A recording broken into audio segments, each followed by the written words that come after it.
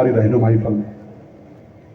تیرا میرا رشتہ کیا، لا الہ الا اللہ، تیرا میرا رشتہ کیا، لا الہ الا اللہ، زندگی کا مقصد کیا، لا الہ الا اللہ، فلسطین سے رشتہ کیا، لا الہ الا اللہ، غزہ سے رشتہ کیا، لا الہ۔ الحمد لله رب العالمين والعاقبة للمتقين والصلاة والسلام على سيدنا محمد شمس الهداية واليقين وعلى آله وصحبه أجمعين، أما بعد۔ حضرات علماء کرام اور ممرہ کے غیرت مند مسلمان بھائیوں، یقیناً اس وقت ہمارے دل غمزدہ ہیں، ہمارے ذہن پریشان ہیں، اس لیے کہ فلسطین کے مسلمان بھائیوں اور بہنوں پر قیامت ٹوٹی ہوئی ہے۔ 7,000 سے زائد مسلمان شہید کیے جا چکے، جن میں کئی ہزار بچے ہیں۔ عورتوں پر، بوڑھوں پر، بچوں پر بھیڑیا صفت انسانوں نے ظلم و بربریت کے پہاڑ توڑے ہیں، اور ہمارے دل اس ایمانی اخوت اور ہمدردی کی وجہ سے رنجیدہ ہیں جس ایمانی اخوت کو ہمارے آقا حضرت محمد مصطفیٰ صلی اللہ علیہ وسلم نے قائم فرمایا۔ یہ ارشاد فرما کر مثل المؤمنین فی توادہم وتراحمہم وتعاطفہم کمثل الجسد، کہ ساری دنیا کے مسلمان آپس کی محبت، تعلق، ہمدردی اور رحم دلی کی وجہ سے آپس میں ایک جسم کی طرح ہیں کہ اگر پیر کے تلوے میں کانٹا چبھے گا تو انسان کو دل میں اس کی کسک محسوس ہوگی۔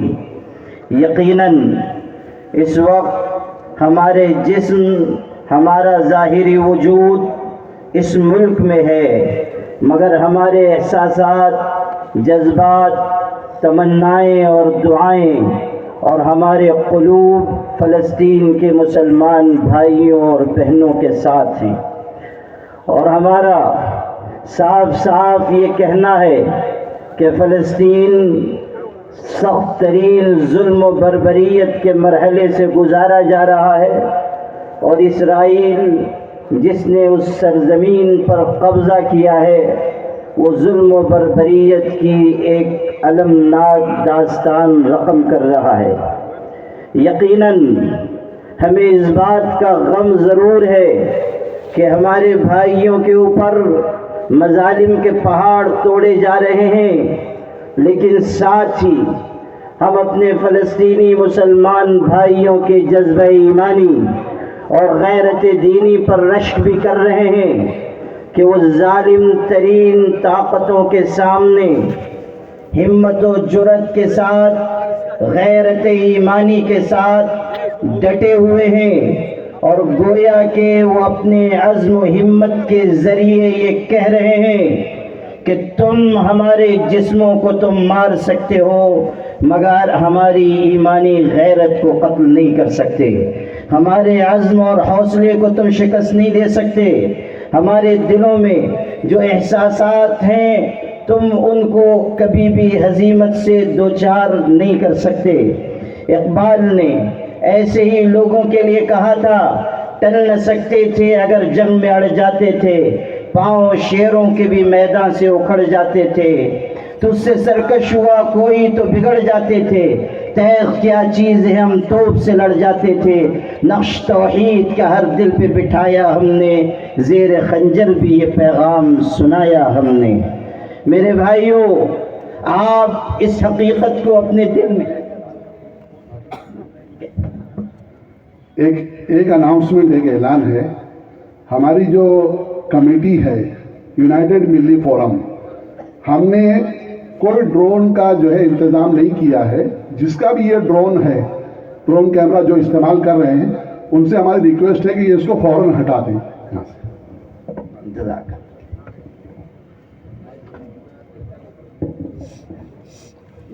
मेरे भाइयों,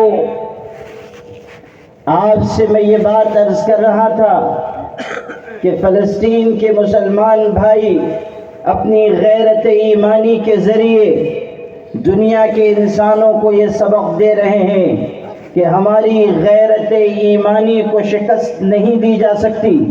आप देखिए कि जिस तरह वो जुल्म और सितम के मुकाबिल खड़े हुए हैं, आप उसकी कोई दूसरी मिसाल दुनिया में पेश नहीं कर सकते। आप देखिए कि उनके बच्चे के अंदर ये जज्बा है कि हम अल्लाह की राह में अपनी जान कुर्बान करेंगे। गज़ा के एक छोटे से मुसलमान बच्चे से जिसके वालिद, जिसके भाई, जिसकी माँ, जिसकी बहन मार्के में शहीद हो गई, इंटरव्यू लेने वाला उससे पूछता है कि तुम्हारे बाप भी रुखसत, तुम्हारी माँ भी रुखसत, तुम्हारे भाई बहन भी रुखसत, अब किसके सहारे तुम दुनिया में ज़िंदगी गुजारोगे? तो वो बागैरत मुसलमान बच्चा एक जुमला कहता है, हस्बुनल्लाहु व निअमल वकील, कि अल्लाह हमारे लिए काफ़ी है और वो बेहतरीन कारसाज है। गोया कि वो ये बता रहा है कि माँ न हो, बाप न हो, भाई बहन न हो, रिश्तेदार और अकारिब न हो, तब भी हम शिकस्त हौसला नहीं हो सकते, इसलिए कि हमारे साथ अल्लाह की मदद है, अल्लाह की नुसरत है, हमारे साथ अल्लाह ताला की हिमायत है। कुरान पाक में अल्लाह का इरशाद है, वला यंसुरन्नल्लाहु मन यंसुरु इन्नल्लाहा लक़विय्युन अज़ीज़। अल्लाह ताला उनकी मदद करता है जो अल्लाह के दीन के मददगार बनकर सामने आते हैं। अगर वो बेसरो सामान भी हो तो अल्लाह अपनी हिमायत के ज़रिए उन्हें गलबा अता करता है। लीबिया में इटली के मुकाबिल वहाँ की दिफाई जंग को मुनज़्ज़म करने वाले उमर मुख्तार ने तारीखी जुमला कहा था। लोगों ने उससे कहा कि तुम निहत्ते इटली जैसी ताकत के मुकाबिल में लड़ रहे हो। उसने कहा, इन यक्सिरल मिदफ़अु सैफ़ी फलन यक्सिरल बातिलु हक़्क़ी, कि अगर इटली वालों की तोप मेरी तलवार को तोड़ दे तो तोड़ सकती है, मगर सुन लो कि उनका बातिल मेरे हक को कभी शिकस्त नहीं दे सकता, उनका बातिल मेरे हक को शिकस्त नहीं दे सकता। मेरे भाइयों,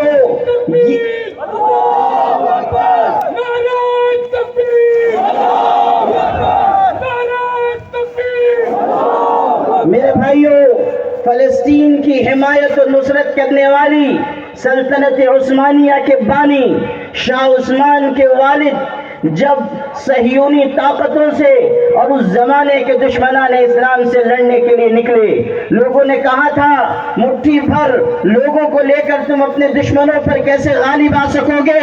तुम निहत्ते बेसरो सामान हो, तुम्हारे पास असबाब नहीं, अपराधी ताकत नहीं। तो उस शख्स ने कैसा ईमानी जवाब दिया था, उसने कहा, इन कानत कुव्वतुना ला तकफीहिम फईमानुना यकफीहिम, अगर हमारी ताकत हमारे दुश्मनों के लिए काफी नहीं है तो हमारा ईमान उनके लिए काफी है, हमारा यकीन उनके लिए काफी है, जो जज्बे शहादत हमारे दिल में है वो उनके लिए काफी है। आज उसी गैरत ईमानी की मिसालें आपको गज़ा से देखने को मिल रही हैं कि एक शख्स के खानदान के 7 अफराद शहीद हो रहे हैं और वो शहीदों का जनाजा अपने अकारिब और अइज़्ज़ा का जनाजा उठा रहा है और लोग ताज़ियत पेश करते हैं कि गम का वक्त है, हम आपको तसल्ली देते हैं। तो वो पलट कर कहता है, मुझे तसल्ली न दो, मुझे ताज़ियत न दो, मुझको मुबारकबाद दो कि मेरे खानदान के अफराद ने अपने लहू का नजराना अल्लाह की बारगाह में। तकबीर, नारे तकबीर। उनके کے سامنے قرآن پاک کا یہ اعلان ہے، لا تحسبن الذین قتلوا فی سبیل اللہ امواتا، جو اللہ کے راستے میں مارے جائیں انہیں مردہ نہ کہو، وہ زندہ ہیں، خدا کے ہاں ان کو روزی دی جاتی ہے۔ وہ جملہ نبی اکرم صلی اللہ علیہ وسلم کا یاد کیجئے کہ جب آپ حضرت عمار ابن یاسر کے گھرانے والوں کے پاس سے گزرتے جن پر مظالم کے پہاڑ توڑے جا رہے تھے تو آپ فرماتے تھے صبرا یا آل یاسر فإن موعدکم الجنہ، اے یاسر کے گھر والوں صبر کرو اس لیے کہ جنت تمہارا انتظار کر رہی ہے۔ کیا یہ معمولی غیرت ایمانی کا واقعہ ہے کہ ایک شخص جو بم کے حملے میں زخمی ہوا اور موت اور زندگی کی کشمکش میں ہے اور اس کو اسٹریچر پر ڈال کر ہاسپٹل لے جایا جا رہا ہے، اس وقت وہ اپنے آپ کو خطاب کر کے قرآن پاک کی آیتیں پڑھ کر تسلی دیتا ہے اور کہتا ہے انما یوفی الصابرون اجرہم بغیر حساب، صبر کرنے والوں کو اللہ کے ہاں بے حساب اجر ملنے والا ہے۔ اگر میں شہید بھی ہو گیا تو اللہ کی راہ میں شہید ہوں گا، مجھے کوئی غم نہیں، اس لیے کہ دنیا سے رخصت ہو کر مجھے پاک پروردگار کی بارگاہ میں جانا ہے۔ یا ایتھا النفس المطمئنہ ارجعی الی ربک راضیۃ مرضیہ فادخلی فی عبادی وادخلی جنتی۔ اللہ کے وعدوں پر جو یقین ان کے دل میں ہے اس یقین کو اپنے دل میں پیدا کرنے کی کوشش کرو مسلمانوں، اور سمجھ لو کہ ساری دنیا کی ظالم طاقتیں بھی اگر مقابل میں جمع ہو جائیں اور ہم اللہ کی نصرت اور اس کے وعدوں پر یقین کے ساتھ آگے بڑھیں تو کامیابی ہمارے قدم چومے گی۔ حالات ہمیشہ نہیں رہتے، مظالم ہمیشہ قائم نہیں رہتے، ایمانی طاقت کے ذریعے اللہ پر توکل کے ذریعے مارکوں کو جیتا جاتا ہے۔ کیا دنیا نے نہیں دیکھا کہ روس جیسی سپر پاور طاقت نے افغانستان کو شکست دینا چاہا مگر افغانستان روس کا قبرستان بن گیا، امریکہ جیسی طاقت وہاں گھسی اور ذلیل ہو کر اس کو نکلنا پڑا، اور قرآن کی یہ بات صادق آئی کہ نصر من اللہ وفتح قریب وبشر المؤمنین۔ اسی بشارت پر ہمیں یقین رکھنا چاہیے اور اللہ تعالیٰ کے وعدوں پر اعتماد کے ساتھ آگے بڑھیں، فلسطینی بھائیوں کے ساتھ اپنی ہمدردی، اپنی حمایت و نصرت کا اعلان کریں اور دنیا کو بتا دیں کہ ہم اسرائیل جیسی ظالم طاقت کو قابض سمجھتے ہیں، غاصب سمجھتے ہیں، اور ہم علل اعلان یہ بات کہتے ہیں کہ فلسطین کے رہنے والوں نے اپنے یہاں ان لوگوں کو رحم کھا کر ہمدردی کے طور پر پناہ دی تھی۔ اپنے محسنوں کو ڈسنے والی اگر کوئی قوم ہے تو یہ ہے، اپنے محسنوں کے لبیک لبیک لبیک لبیک لبیک لبیک لبیک لبیک۔ میرے بھائیوں، ہمیں حق بات کے ڈنکے کی چوٹ پر اعلان کرنا چاہیے اور صاف کہنا چاہیے کہ فلسطین کے لوگوں نے رحم کھا کر جن کو پناہ دی تھی آج وہی ان کو ان کے ملک سے بے دخل کرنا چاہتے ہیں، مسجد اقصی گرا کر ہیکل سلیمانی کی تعمیر کا خواب دیکھ رہے ہیں، دنیا میں ظلم و بربریت کی مثالیں قائم کر کے اس پر دفاع کا لیبل چڑھا رہے ہیں، اور دنیا کی انسانیت نام نہاد، انسانیت نواز طاقتیں آج دنیا کو بتا رہی ہیں کہ ہمارا اصل چہرہ یہ ہے کہ ہم طاقتوروں کے ساتھ کھڑے ہوئے ہیں، انسانیت کا درد ہمارے سینے میں نہیں ہے۔ نعرہ تکبیر، زندہ باد زندہ باد۔ حقوق انسانی کی وہ تنظیمیں جو 2-4-10 لوگوں کے مر جانے پر واویلا مچاتی ہیں آج ہزاروں کے قتل عام پر خاموش ہیں۔ افسوس کہ مسلم ملکوں کے حکمراں بھی بیان بازی سے آگے بڑھنے کے لیے تیار نہیں ہیں. جہاں ہم کافر طاقتوں کو للکار کر کہتے ہیں، وہیں ہمیں مسلم حکمرانوں سے بھی صاف کہنا چاہیے کہ تمہاری غیرت ایمانی کے امتحان اور آزمائش کا وقت ہے. اگر آج کرسی کے لالچ میں تم مسلمانوں کے ساتھ کھڑے نہیں ہوگے اور فلسطین کی حمایت کے لیے آگے نہیں آؤ گے تو سمجھ لو کہ تمہاری کرسیاں نہیں ہوں گی، تمہارے جنازے بن جائیں گی. آواز دو. میرے بھائیوں، وقت کی تنگی ہے، اس لیے میں بہت مختصر اپنی گفتگو کر رہا ہوں اور واقعات کو سمیٹنا چاہتا ہوں. میں آپ سے آخر میں چند پیغام عرض کر کے اپنی جگہ لینا چاہتا ہوں. اصل یہ دعائیہ مجلس ہے، دعا کا زیادہ اہتمام ہونا چاہیے. اس لیے میں آپ کو یہ پیغام دینا چاہتا ہوں کہ آپ اپنے ملک کے ارباب اقتدار کو قانونی دائرے میں رہتے ہوئے اپنے احساسات سے واقف کرائیے، اپنی آواز بلند رکھیے. سمجھ لیجئے کہ جمہوریت میں اٹھے ہاتھوں کی قیمت ہوتی ہے، گرے ہاتھوں کی کوئی قیمت نہیں ہوتی. اور اس بات کا اظہار ہمیں پوری طاقت سے کرنا چاہیے کہ فلسطین کے مسلمان بھائی جس غیرت دینی اور حمیت ایمانی کے ساتھ ڈٹے ہوئے ہیں، اللہ نے چاہا تو فتح و نصرت انہی کے قدم چومے گی. اور ہم یہ کہہ سکتے ہیں کہ نور کی یہ ایک کرن ظلمات پہ بھاری ہوگی، نور کی یہ ایک کرن ظلمات پہ بھاری ہوگی. رات تمہاری ہے تو کیا صبح ہماری ہوگی.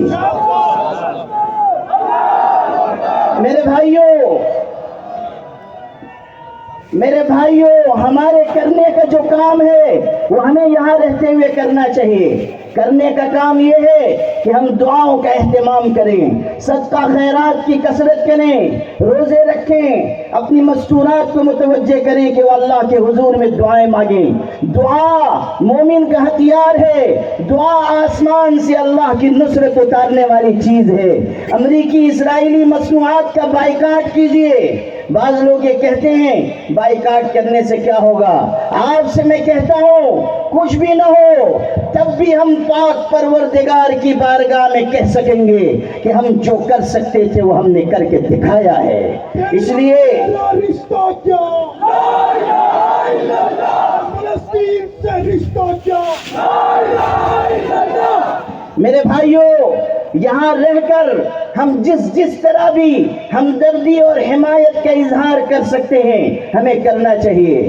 ہم اپنے ملک کے ارباب اقتدار سے بھی کہتے ہیں کہ ہمارے ملک کی جو پالیسی رہی ہے اسی پر قائم رہیے، مظلوموں کا ساتھ دیجئے، ظالموں کی آنکھ میں آنکھ ڈال کر بات کیجئے. ہم دنیا کی نام نہاد ان طاقتوں کو بھی یاد دلانا چاہتے ہیں کہ آج کی تمہاری خاموشی اور آج کا تمہارا دوغلا پن ہمیشہ یاد رکھا جائے گا.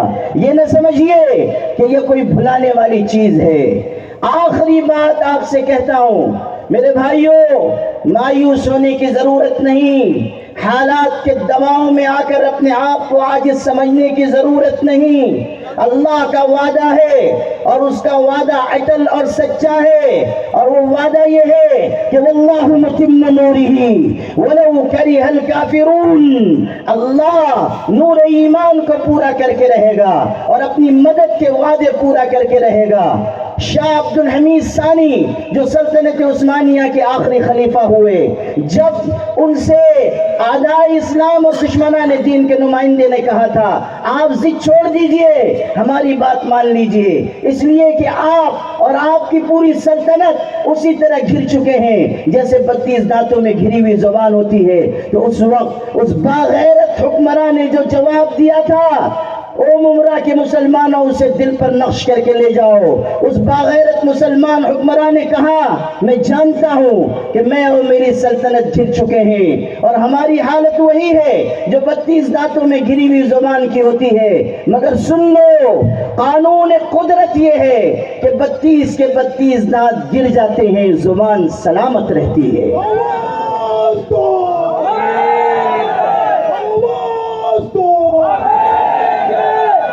میرے بھائیوں، ہم اسی جذبے کے ساتھ اگر آگے بڑھیں گے اور اگر ہم ایمانی تقاضوں کو پورا کریں گے، اللہ کی مدد آئے گی، ضرور آئے گی، یقینی طور سے آئے گی۔ رات چاہے جتنی اندھیری ہو، اس کا اختتام روشن صبح پر ہوتا ہے۔ وآخر دعوانا الحمدللہ رب۔